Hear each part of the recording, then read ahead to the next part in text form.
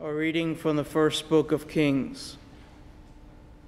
Elijah the Tishbite from Tishbe in Gilead said to Ahab, "As the Lord, the God of Israel, lives, whom I serve, during these years there shall be no dew or rain except at my word." The Lord then said to Elijah, "Leave here and go east, and hide in Wadi Cherith, east of the Jordan. You shall drink of the stream, and I have commanded ravens to feed you there." So he left and did as the Lord had commanded. He went and remained by Wadi Cherith, east of the Jordan. Ravens brought him bread and meat in the morning, and bread and meat in the evening, and he drank from the stream. Verbum Domini.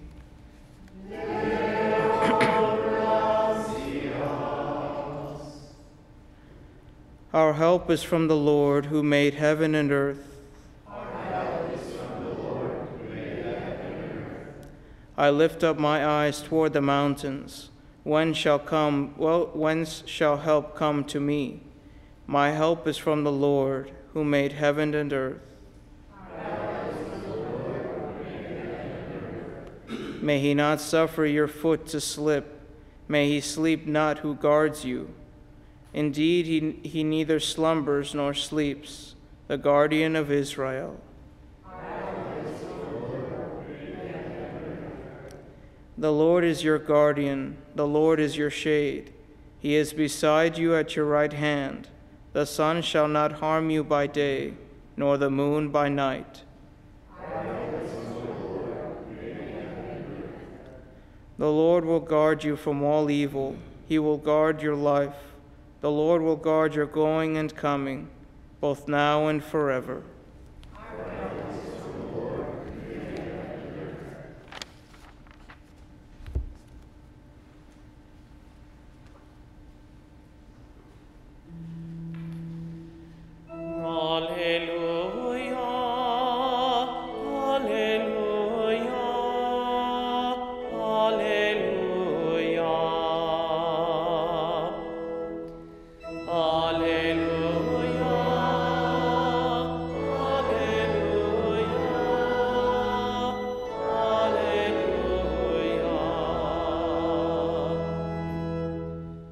Rejoice and be glad, for your reward will be great in heaven.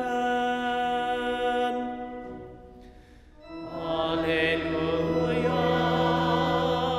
alleluia,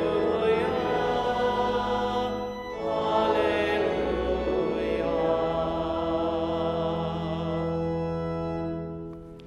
Dominus vobiscum.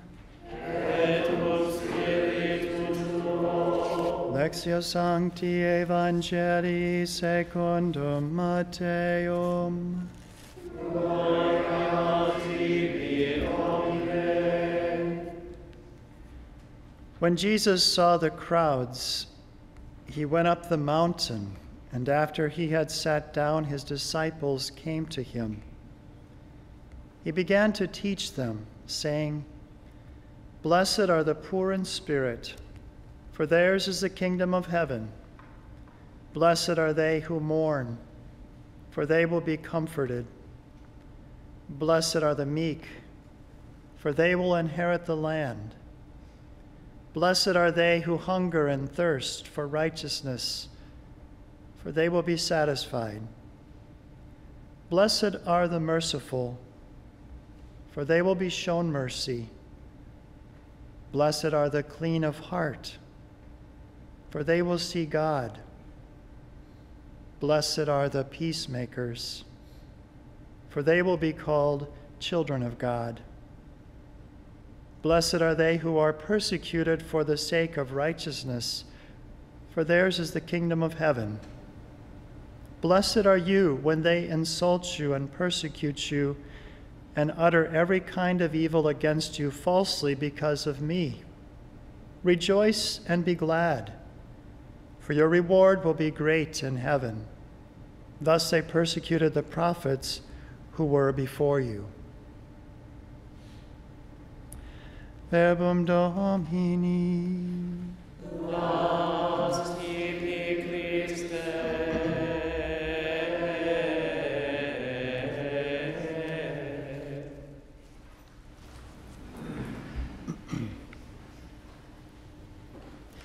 It was in the year 2010 that Bonnie and Travis Engstrom from Central Illinois were expecting a child. And since they lived just 20 minutes away from where Fulton Sheen, Venerable Archbishop Fulton Sheen, lived, they entrusted this pregnancy and their new child to his intercession in a particular way.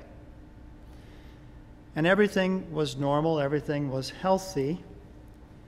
But when their little boy, whom they named James Fulton, after Fulton J. Sheen, was born on September 16th, 2010, and he was born at home, to their shock, he wasn't breathing. There was no heartbeat. And so Travis called 911. The paramedics finally arrived. Bonnie was in shock over the whole situation, and she just kept repeating, Fulton Sheen, calling upon Archbishop Fulton Sheen, now venerable, for his intercession for their little child who wasn't breathing. There was no heartbeat. And the paramedics tried for 61 minutes with no success, and when the child was brought to the hospital. So finally, the doctors abandoned continuing further and began to write the death certificate for the little boy. The father, however, had called and started people praying, and especially to invoke the intercession of Archbishop Fulton Sheen. And so there were other people that were praying as well. And so as a death certificate was being written, suddenly a blip happened, and that child's heart rate was normal, 148 beats, normal for a newborn child. But the doctors said to the parents that this child would have severe brain damage, that he would have organ damage because he had been 61 minutes without breathing. But that child will be 4 years old this coming September.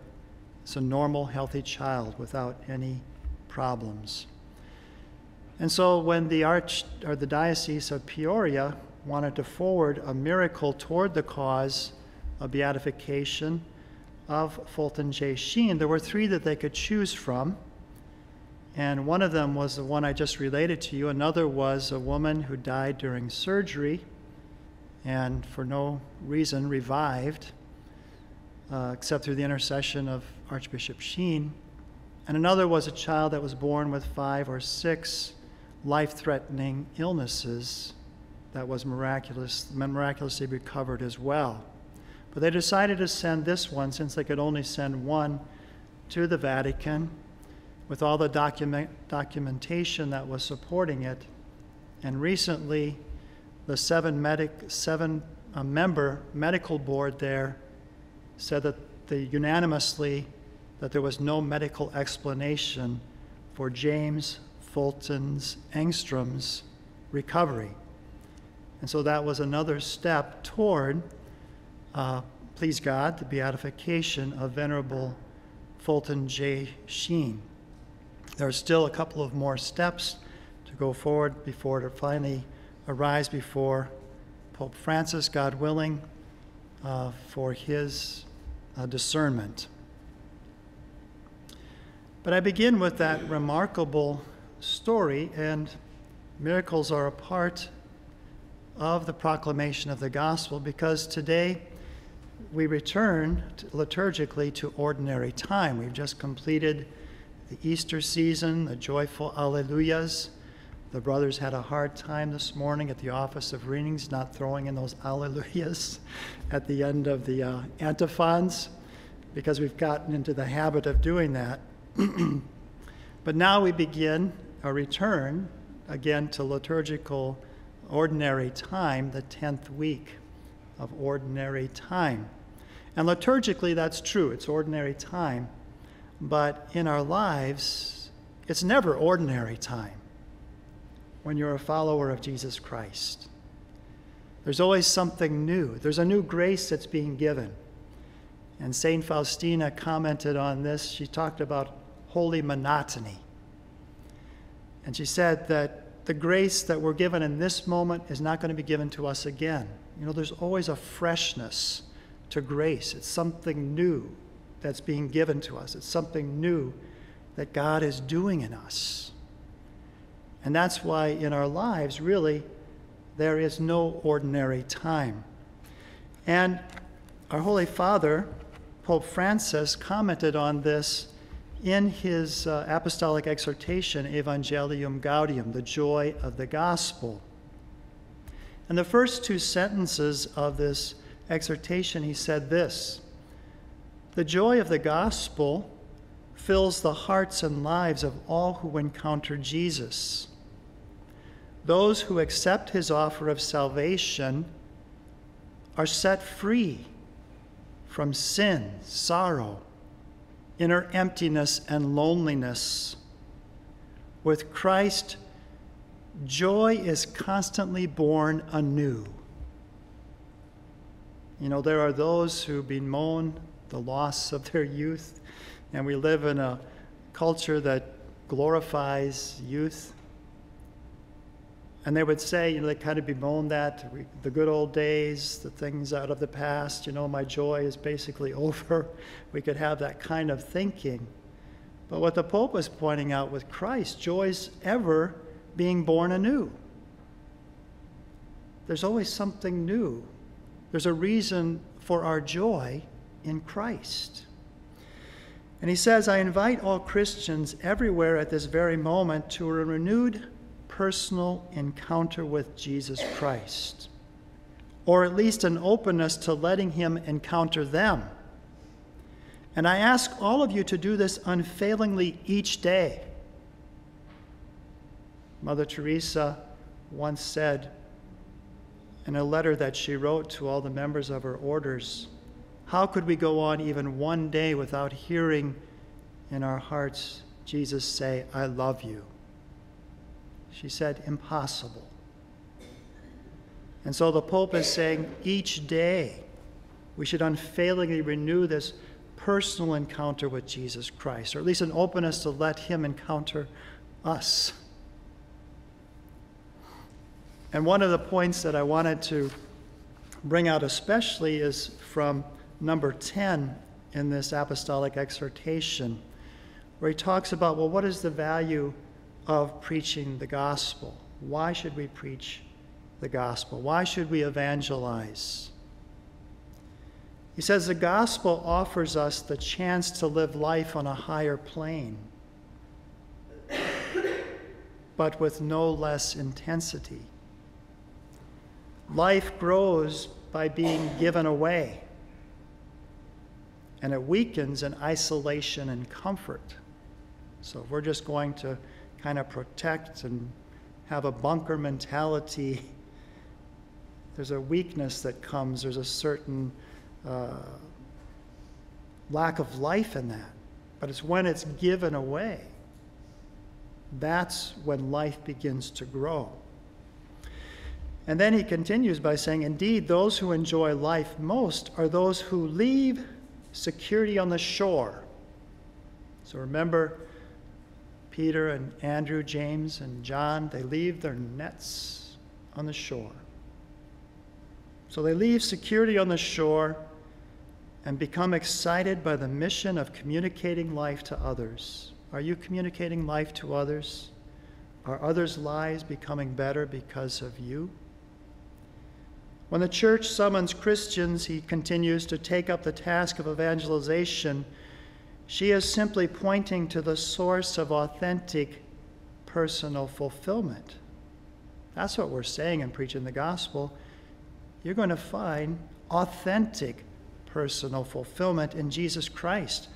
And he continues, "For here we discover a profound law of reality, that life is attained and matures in the measure that it's offered up in order to give life to others." This is certainly what mission means. Consequently, an evangelizer must never look like someone who has just come back from a funeral. Let us recover and deepen our enthusiasm, that delightful and comforting joy of evangelizing, even when it is in tears that we must sow. And may the world of our time, which is searching, sometimes with anguish, sometimes with hope. The world is searching, sometimes with anguish, sometimes with hope.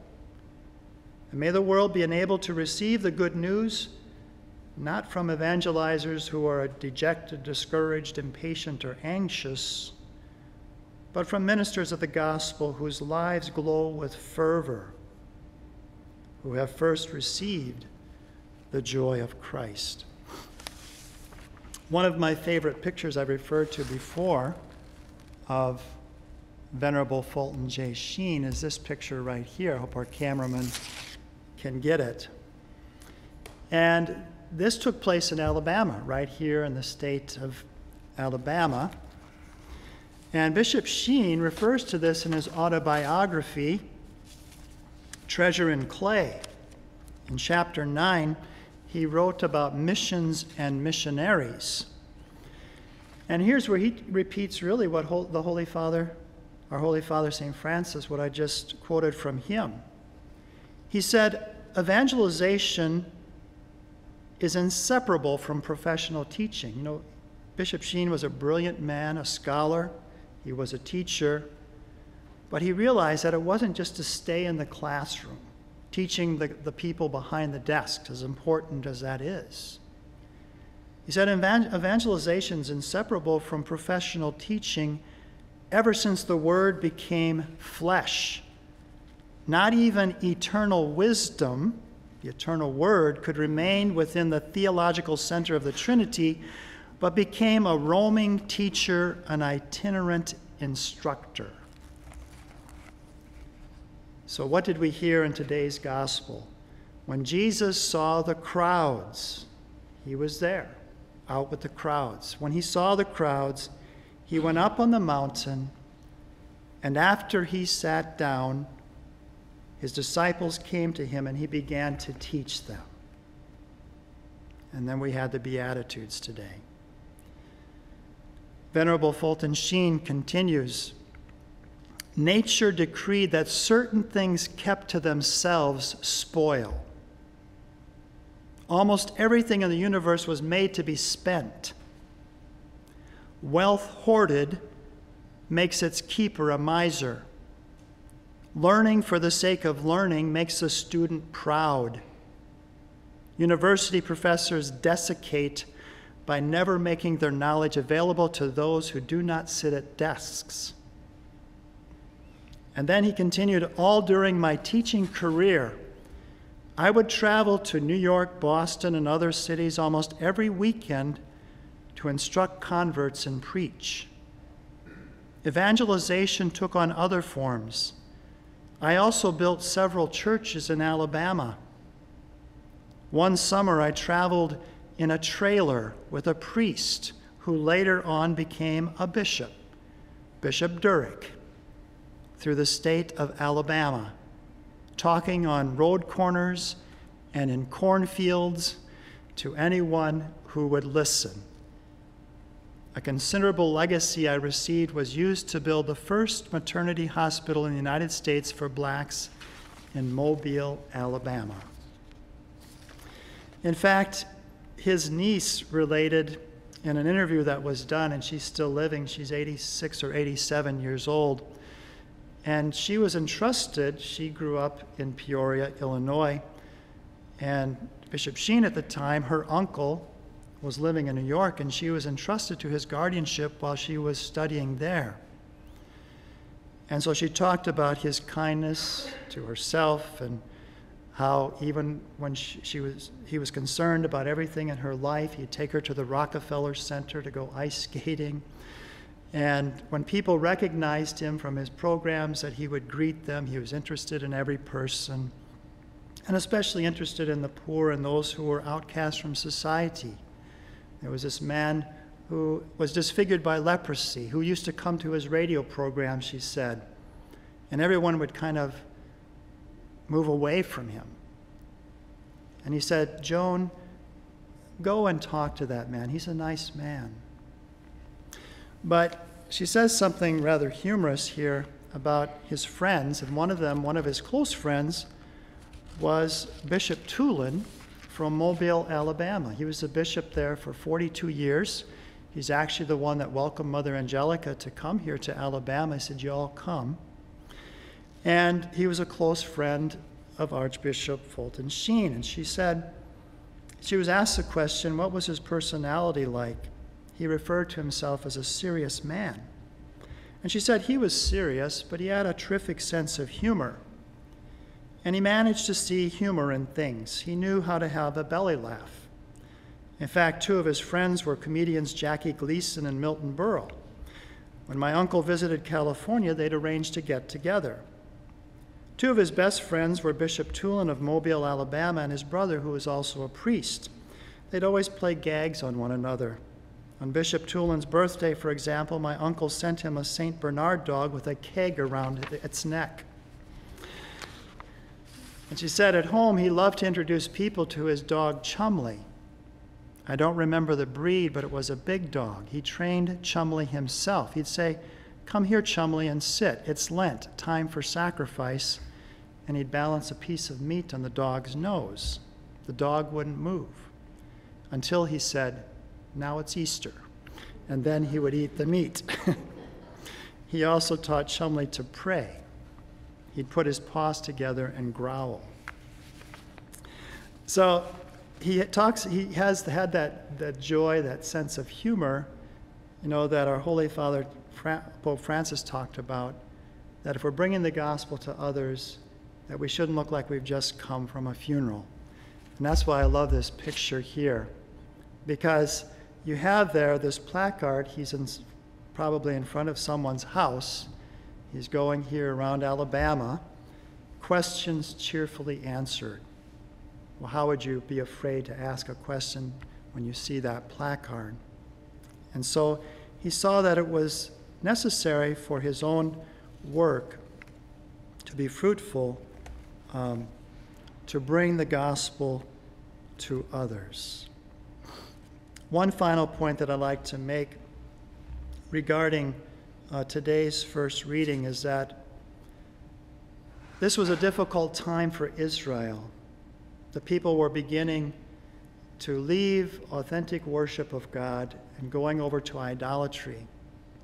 And God raises up great prophets at that time of turmoil and difficulty when people were becoming idolaters. One of the greatest, that being Elijah. And that's why we should always have courage. Whatever the challenges that we face, St. Paul speaks of a lust which is idolatry in Colossians chapter 3. And we live in a society that has gone over to this false worship, away from God, toward this worship of immorality. But we should always have this confidence and be part of this new evangelization, because Christ enables us, as the Pope said, to live on a higher plane, to live a life of joy that is renewed every day. May we follow the example of Venerable Fulton J. Sheen, especially us here in Alabama, and help to bring the gospel to others, and so that our own faith and life may be all the richer, as well as that of others.